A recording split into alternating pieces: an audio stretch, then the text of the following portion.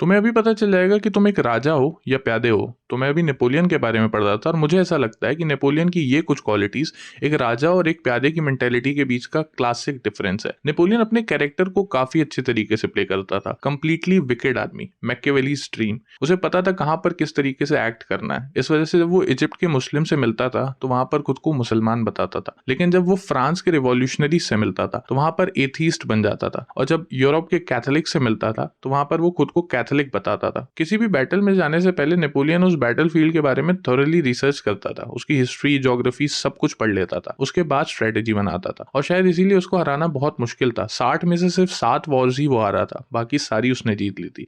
और उसकी इस रीडिंग हैबिट का एक फायदा ये भी था कि उसका नॉलेज बेस काफी वास्ट हो गया था, काफी वाइड हो गया था। इस वजह से वो किसी भी टॉपिक पर अच्छी खासी डिस्कशन कर सकता था, अपने ओपिनियंस रख सकता था। तुम लिटरेचर पर बात कर लो, साइंस पर बात कर लो, आर्ट्स पर बात कर लो, फिलोसफी पे बात कर लो, हर चीज पर उसका ओपिनियन था। और क्लैरिटी ऑफ थॉट्स का तो क्या ही कहना, लगातार कई कई लेटर्स डिक्टेट कर देता था वो बिना कोई पॉज लिए। हालांकि ये थोड़ा एग्जैजरेशन हो सकता है, लेकिन इससे ये पता चलता है कि उसकी मेमोरी काफी शार्प थी और उसका जो ऑर्गेनाइजेशन ऑफ थॉट्स था वो बेहतरीन था। एक और चीज जो उसकी बहुत अच्छी थी कि वो प्रेशर को बहुत अच्छे तरीके से हैंडल करता था। यानी बैटल्स के बीच में वो सोने चला जाता था, एक तरफ तोपे चल रही है, गोलियां चल रही हैं और भाई साहब सो रहे हैं, और उठता था तो वापस जाकर बैटलफील्ड को ज्वाइन भी कर लेता था। एक कैरिस्मेटिक लीडर होने के साथ साथ वो एक अच्छा ओरेटर भी था। उसको मालूम था कहां पर कौन सी चीज किस सलीके से बोलनी है। इस वजह से ही 1814 में जब वो बैटल ऑफ लीप्जिग हार जाता है तो उसके बाद उसको एक्साइल भेज दिया जाता है आइलैंड ऑफ एल्बा में। लेकिन 1815 में वो वहां से भागकर आता है और फ्रांस आने के बाद उसको फ्रेंच आर्मी की 5th रेजिमेंट से सामना होता है, और वहां पर उतरकर वो बस उनसे इतना कहता है, I am here, kill your emperor if you wish. क्योंकि उसको मालूम था कि उसके लोगों के अंदर उसके लिए लॉयल्टी है, भले वो हार चुका है बैटल, और उसको सिर्फ कुछ इमोशंस को मैनिपुलेट करना है, उसके बाद ये लोग उसके साथ हो जाएंगे और उसके सारे रेजिमेंट के लोग उसके साथ खड़े भी हो जाते हैं। तो यार, reading habit, clarity of thought, oratory और प्रेशर हैंडलिंग स्किल, इन चीजों में तुम या तुम्हारा कोई दोस्त एक्सपर्ट है तो उसे टैग कर दो या शेयर करके बता दो कि ही और शी